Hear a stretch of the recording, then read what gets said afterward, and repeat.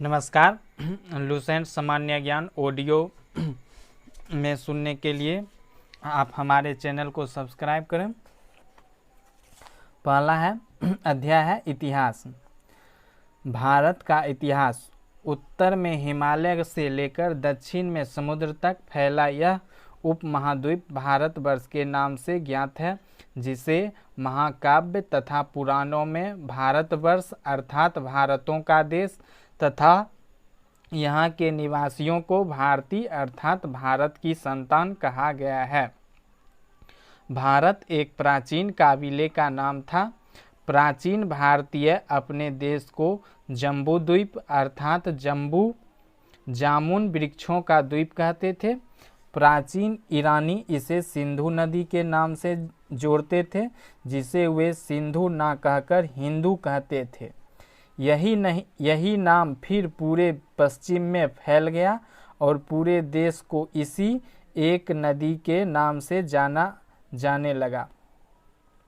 यूनानी इसे इंदे और अरब इसे हिंद कहते थे। मध्यकाल में इस देश को हिंदुस्तान कहा जाने लगा। यह शब्द भी फारसी शब्द हिंदू से बना है। यूनानी भाषा के इंदे के आधार पर अंग्रेज इसे इंडिया कहने लगे। विंध्य की पर्वत श्रृंखला देश को उत्तर और दक्षिण दो भागों में बांटती है। उत्तर में इंडो यूरोपीय परिवार की भाषाएं बोलने वालों की और दक्षिण में द्रविड़ परिवार की भाषाएं बोलने वालों का बहुमत है। नोट: भारत की जनसंख्या का निर्माण जिन प्रमुख नस्लों के लोगों के मिश्रण से हुआ है वे इस प्रकार हैं: प्रोटो ऑस्ट्रेलायड, पैलियो मेडिटेरियन, काकेसायड, निग्रोयड और मंगोलायड।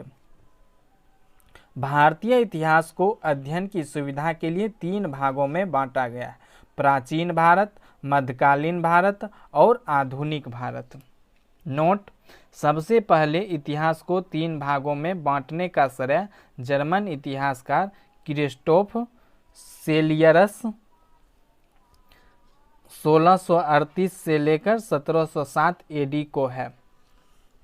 अब प्राचीन भारत। प्राचीन भारतीय इतिहास के स्रोत। प्राचीन भारतीय इतिहास के विषय में जानकारी मुख्यतः चार स्रोतों से प्राप्त होती है: धर्म ग्रंथ, ऐतिहासिक ग्रंथ, विदेशियों का विवरण व पुरातत्व संबंधी साक्ष्य। धर्म ग्रंथ एवं ऐतिहासिक ग्रंथ से मिलने वाली महत्वपूर्ण जानकारी। भारत का सर्व प्राचीन धर्म ग्रंथ वेद है, जिसके संकलनकर्ता महर्षि कृष्ण द्वैपायन वेदव्यास को माना जाता है। वेद वसुधैव कुटुंबकम का उपदेश देता है। भारतीय परंपरा वेदों को नित्य तथा अपौरुष मानती है। वेद चार हैं: ऋग्वेद, यजुर्वेद, सामवेद एवं अथर्ववेद। इन चार वेदों को संहिता कहा जाता है। ऋग्वेद ऋचाओं के क्रमबद्ध ज्ञान के संग्रह को ऋग्वेद कहा जाता है।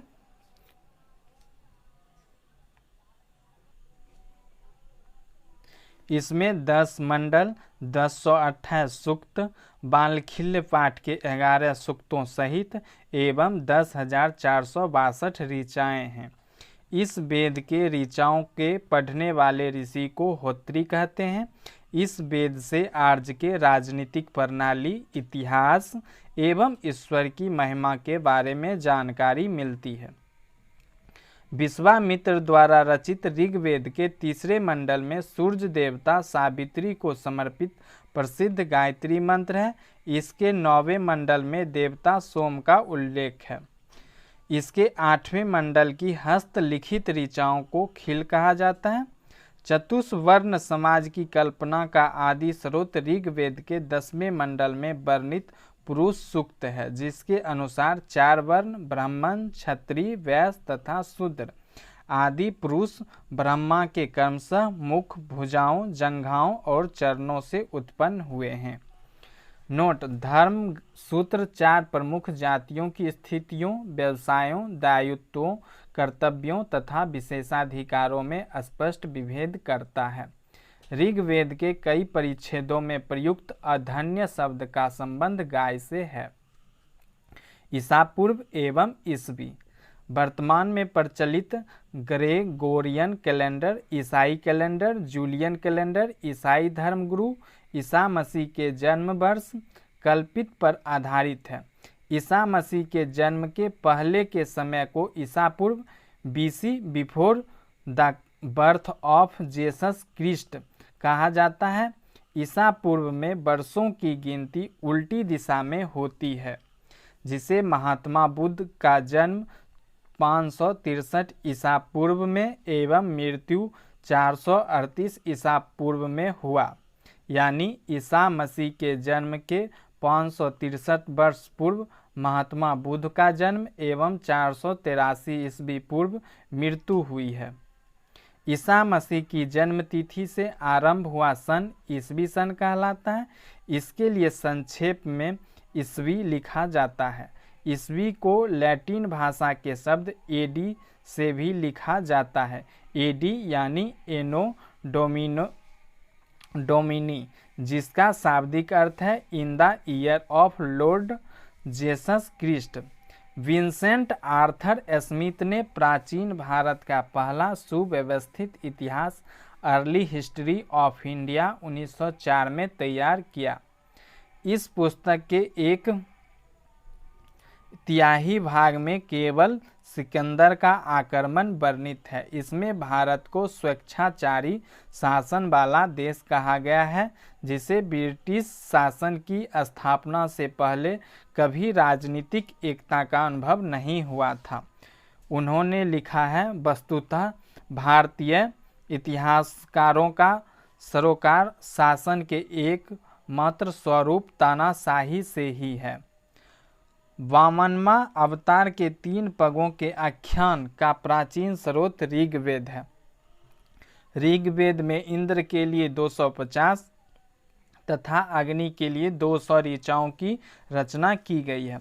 प्राचीन इतिहास के साधन के रूप में वैदिक साहित्य में ऋग्वेद के बाद शतपथ ब्राह्मण का स्थान है। अयजुर्वेद स्वस्वर पाठ के लिए मंत्रों तथा बलि के समय अनुपालन के लिए नियमों का संकलन अयजुर्वेद कहलाता है। इसके पाठककर्ता को अथर्वयु कहते हैं। अयजुर्वेद में यज्ञों के नियमों एवं विधि विधानों का संकलन मिलता है। इसमें बलिदान विधि का भी वर्णन है। यह एक ऐसा वेद है जो गद्य एवं पद दोनों में है। सामवेद, साम का शाब्दिक अर्थ है गान। इस वेद में मुख्यतः यज्ञों के अवसर पर गाए जाने वाले ऋचाओं मंत्रों का संकलन है। इसके पाठककर्ता को उदात्री कहते हैं। इसका संकलन ऋग्वेद पर आधारित है। इसमें 1810 सूक्त हैं जो प्रायः ऋग्वेद के लिए गए हैं। इसे भारतीय संगीत का जनक कहा जाता है।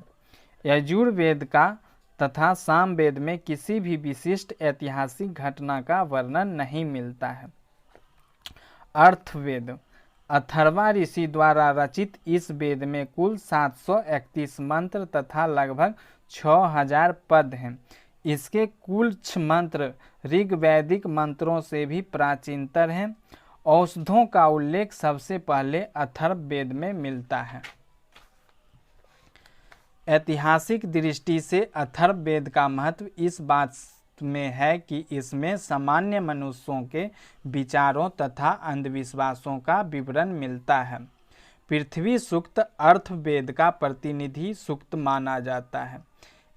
इसमें मानव जीवन के सभी पक्षों, गृह निर्माण, कृषि की उन्नति, व्यापारिक मार्गों का गाहन यानी खोज, रोग निवारण, समन्वय, विवाह तथा परिणय गीतों, राजभक्ति, राजा का चुनाव, बहुत से वनस्पतियों एवं औषधियों, साप, वशीकरण, प्रायश्चित, मातृभूमि, महामत्म आदि का विवरण दिया गया है। कुछ मंत्रों में जादू टोने का भी वर्णन है।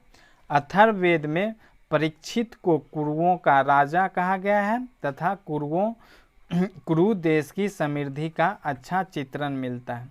इसमें सभा एवं समिति को प्रजापति की 2 पुत्रियां कहा गया है। वेदों की भी कई शाखाएं हैं जो वैदिक अध्ययन और व्याख्या से जुड़े विभिन्न दृष्टिकोण का प्रतिनिधित्व करती है।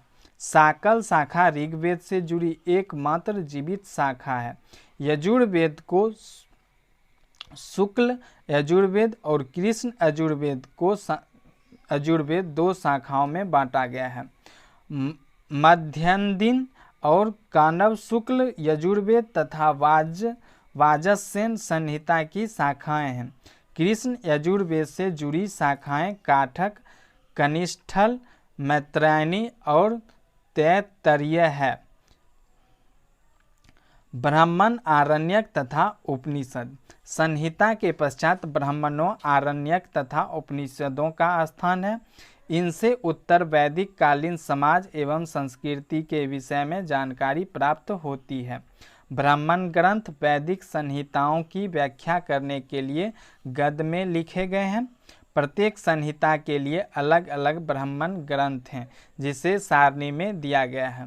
वेद ब्राह्मण ग्रंथ: ऋग्वेद ऐत्रेय व कैशिकी, यजुर्वेद तैत्तिरीय व शतपथ, सामवेद पंचविंश, अर्थवेद गोपथ।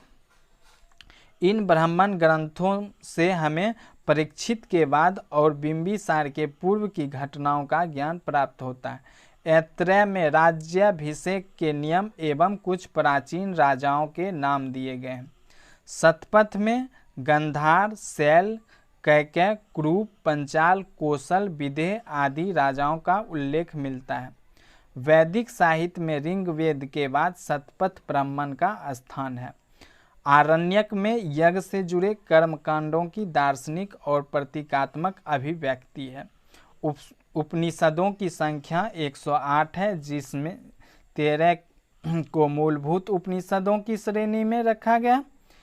इसमें यज्ञ से जुड़े दार्शनिक विचार, शरीर, ब्राह्मण, आत्मा तथा ब्राह्मण की व्याख्या की गई है। स्त्री की सर्वाधिक गिरी हुई स्थिति मैत्रेयणी संहिता से प्राप्त होती है, जिसमें जुआ और शराब की भांति स्त्री को पुरुष का तीसरा मुख्य दोष बताया गया है। शतपथ ब्राह्मण में स्त्री को पुरुष की अर्धांगिनी कहा गया है। जवालोपनिषद में चारों आश्रमों का उल्लेख मिलता है। स्मृति ग्रंथों में सबसे प्राचीन एवं प्रमाणिक मनु स्मृति माना जाता है। यह शुंग काल का मानक ग्रंथ है। नारद स्मृति गुप्त युग के विषय में जानकारी प्रदान करता है। वेदांग एवं सूत्र: वेदों की भली भांति समझने के लिए 6 वेदांगों की रचना हुई है। ये हैं शिक्षा, शुद्ध उच्चारण शास्त्र, कल्प, कर्म कांडनीय विधि, निरुक्त, शब्दों की व्युत्पत्ति का शास्त्र, व्याकरण, छंद व ज्योतिष। वैदिक साहित्य को अक्षुण्ण बनाए रखने के लिए सूत्र साहित्य का प्रणयन किया गया है। श्रौत गृही धर्म सूत्रों के अध्ययन से हमें यज्ञ विधि विधानों, कर्मकांडों तथा राजनीतिक विधि एवं व्यवहारों से संबंधित महत्वपूर्ण बातें ज्ञात करते हैं।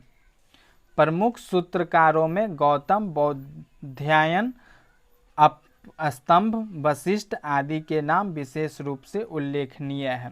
सूत्रों में गौतम धर्मसूत्र सबसे प्राचीन माना गया है। पुराण: भारतीय ऐतिहासिक कथाओं का सबसे अच्छा क्रमबद्ध विवरण पुराणों में मिलता है।